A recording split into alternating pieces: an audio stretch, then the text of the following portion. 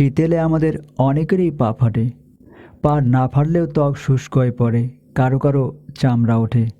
তাই সবারই কম বেশি আলাদা করে পায়ের যত্ন নেওয়া উচিত। পায়ের গোড়ালি ফেটে যাওয়া অত্যন্ত কষ্টকর ও বিব্রতকর সমস্যা। অবশ্য ভুক্তভোগী না হলে এটা আঁচ করা একটু কঠিন। তো যাই হোক, আজকে আমরা পা ফাটা নিয়েই আলাপ করব। সবার আগে কেন আমাদের পা ফাটে সেটা নিয়েই আলাপ করি। শীতে সাধারণত আমরা পানি কম পান করি, যার কারণে শরীর ডিহাইড্রেটেড থাকে। তাছাড়া শীতে বাতাসে আর্দ্রতা থাকে কম, আবার অনেক সময় আমাদের পা থাকে নোংরা। এই নোংরা থাকার কারণেও পা ফাটতে পারে। পা ফাটার আরও নানান কারণ রয়েছে।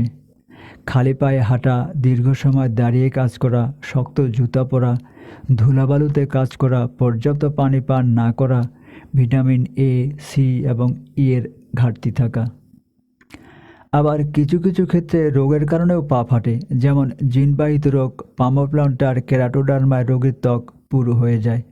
মোটা ও পুরু চামড়া সঙ্গত কারণেই খসখসে এবং শক্ত থাকে, যার ফলে অত্যধিক শুষ্কতায় ফেটে যায়।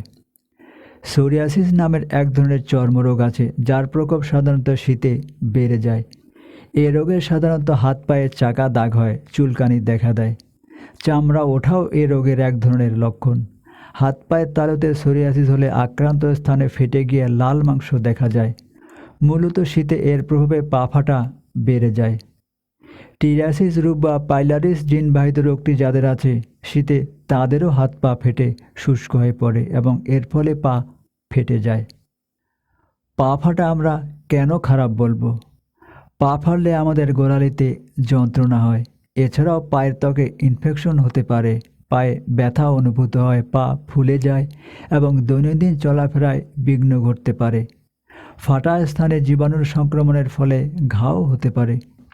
বিশেষ করে যদি ডায়াবেটিস থাকে, তাহলে সমস্যা আরও প্রকট হতে পারে। এখন আমাদের করণীয় কী? পা ফাটা থেকে রেহাই পেতে প্রথম ও প্রধান শর্ত হচ্ছে ত্বক নরম রাখতে হবে। তাই শীতের সময় আমাদের যা করতে হবে তা হলো খালি পায়ে হাঁটা বন্ধ করতে হবে। আরামদায়ক নরম জুতা ও সুতি মোজা পরতে হবে। প্রতিদিন অন্তত 2 থেকে 2.5 লিটার পানি পান করতে হবে। নিয়মিত পা ধুয়ে মুছে কিছুটা ভেজা থাকা অবস্থায় লোশন বা ভ্যাসলিন ব্যবহার করতে হবে।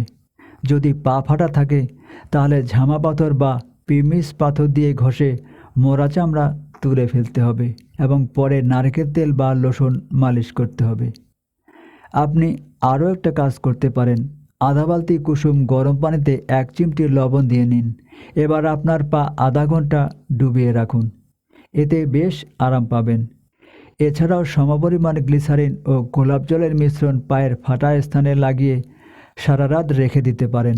এতে পা ফাটা ও ব্যথা দুটোই কমবে। নিয়মিত যত্নের পরে যদি পা ফাটার সমস্যা না কমে, তবে অবশ্যই আপনার একজন ত্বক বিশেষজ্ঞ চিকিৎসকের কাছে পরামর্শ নিতে হবে। আজ এই পর্যন্তই। কথা হবে পরে কোনো এপিসোডে।